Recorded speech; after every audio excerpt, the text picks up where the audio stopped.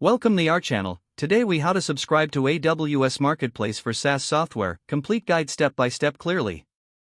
Open your web browser and navigate to the AWS Marketplace website. If you do not have an Amazon Web Services account, create one by clicking on the Create an. Fill in the required information to set up your account. Once your account is created, sign in using your credentials. Review the search results and select the software that meets your needs. On the software's product page, read the detailed description to understand its features and pricing.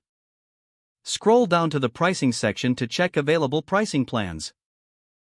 Carefully review the terms and conditions related to the subscription.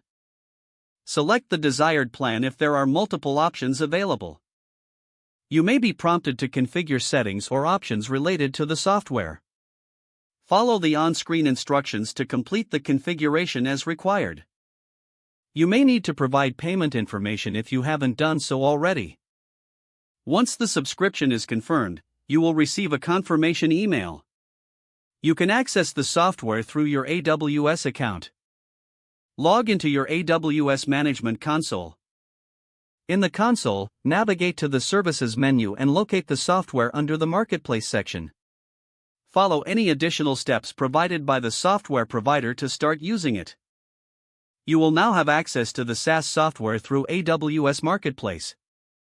If the page does not load, refresh the browser or try again in a private or incognito window.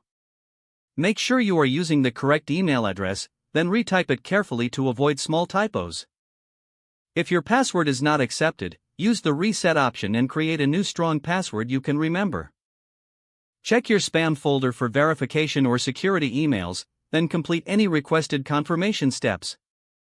Enable two-factor authentication if available. After signing in, review your profile details so your contact information and settings are accurate and current. If you see an error message, note it down and try again after restarting your device and log out when you finish, especially on shared devices, to keep your account and payment information secure. If the page does not load, refresh the browser or try again in a private or incognito window.